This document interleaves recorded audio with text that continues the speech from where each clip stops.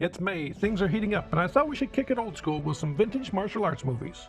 We've got an off-the-wall tournament full of iconic characters from the 70s. Then some epic monster fighting heroics from the 80s. And a sweeping tragic romance from the 90s. And back to the 80s for some low-budget, off-the-cuff madness. Welcome to Watch Assignment, the show where we help you in the never-ending search for what to watch. And this month we're offering up 4 martial arts movies that are instantly available to watch on Plex and Tubi. I am your curator, Mr. Streamface, and here's what we got for May 2025.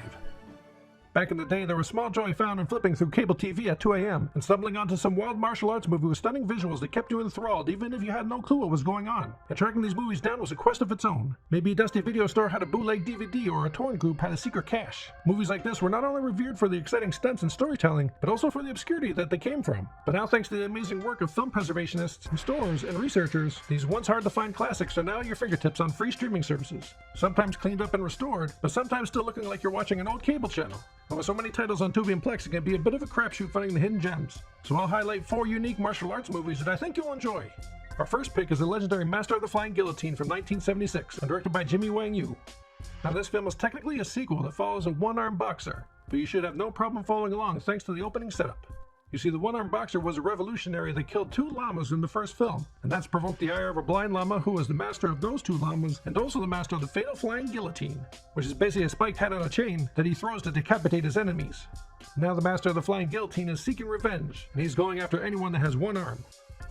Meanwhile, the one-armed boxer is running a fighting school for like-minded rebels. And when his students hear of a fighting tournament, the boxer thinks it'll be a great opportunity for his students to watch and learn from the experts. This is a no-holds-barred tournament where anything goes and has some of the wildest characters.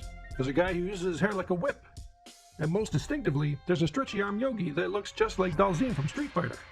But when a one-armed fighter shows up to the tournament, the blind llama disrupts the fights and senselessly kills the fighter and the master running the event. As the one-armed boxer escapes back to his school to warn his students, we see that the blind llama has recruited some of the tournament participants on his quest for revenge on the one-armed boxer.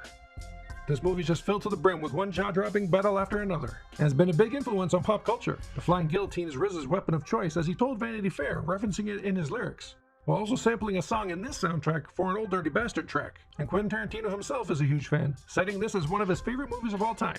And you can see how he'd be inspired by this movie's raw style and gritty anything-can-happen energy. But don't take my word for it. It has 3.7 on Letterboxd, with users saying, "Fuck fire, the wheel, or the internet. Humanity's greatest invention is the flying guillotine." With the stretchy guy in the hat that cuts heads off, this movie really did invent video games. The only thing missing was an Italian plumber. 5 stars. Our next pick is the sprawling Legend of the Eighth Samurai from 1983 and directed by Kenji Fukasaku. The story kicks off with an entire family getting slaughtered by the clan of an evil queen, but the young princess of that family escaped capture, and the evil spirit that the clan worship wants that princess's blood.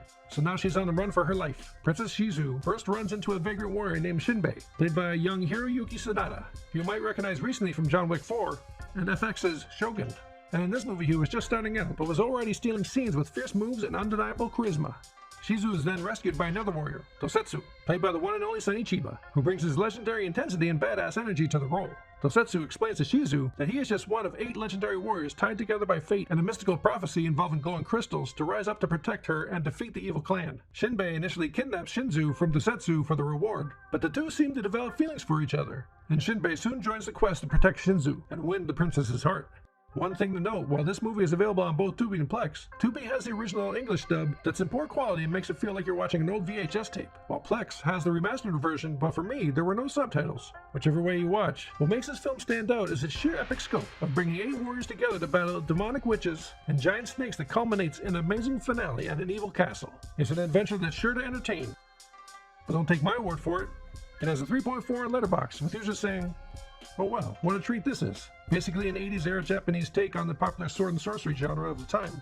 There's absolutely no chance that John Carpenter didn't see this before making Big Trouble. Fucking power ballad too. God damn, I love this. An ultra 80s phantasmagorical and colorful samurai fantasy trip reminiscent of Seven Samurai, filled with lavish set design, awesome costumes, generous action scenes, and random American rock ballads. I dig it.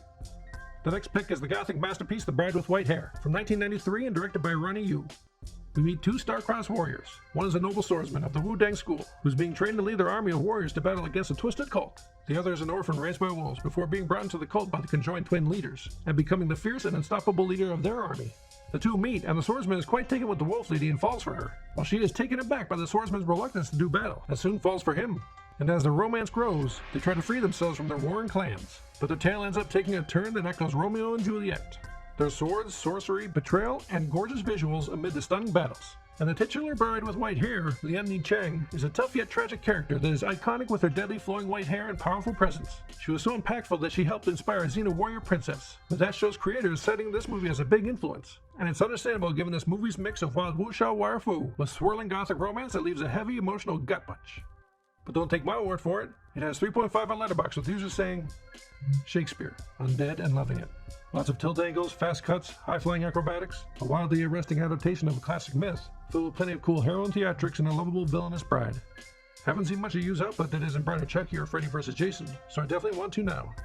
The last pick is the goofy yet charming Furious from 1984 and directed by Tim Everett and Tom Sartoni. Now this movie is hard to summarize because of how nonsensical it is, which stems from the fact that the two filmmakers were making up the plot as they went along and shot everything in order. Sure, there's a martial arts master who hears of unfortunate events that happen to his sister and is sent on a bewildering journey for justice. But amidst all the random fight scenes with semi-decent choreography and baffling editing choices, the real story on display is a bunch of ambitious people bringing this movie to life over the course of just 6 days. Over the past decade, it's garnered a cult following and has enjoyed enthusiastic repertory cinema screenings. But now you can easily get your friends together, get stoned, and try to make sense of this illogical stream of conscious filmmaking. But don't take my word for it. It has a 3.3 on Letterboxd with users saying, when the pig speaks the most dialogue out of anyone in your martial arts film, you know you're in for a good ride. If I go to a Chinese restaurant and there's not a guy doing magic tricks and another guy doing a shirtless nunchuck floor show simultaneously, I'm getting up and walking the f*** out. So you ever watch assignment for the month? The links for watching these films on Plex and Tubi are in the description below, so you have no excuse not to check them out, unless you're watching this video at a later date, and then who knows if they're still available. After you finish your assignment, or if you've already seen these films, leave a comment below with your thoughts or ratings of the movies, and consider subscribing to see what free picks we'll have next month. Until then, happy streaming.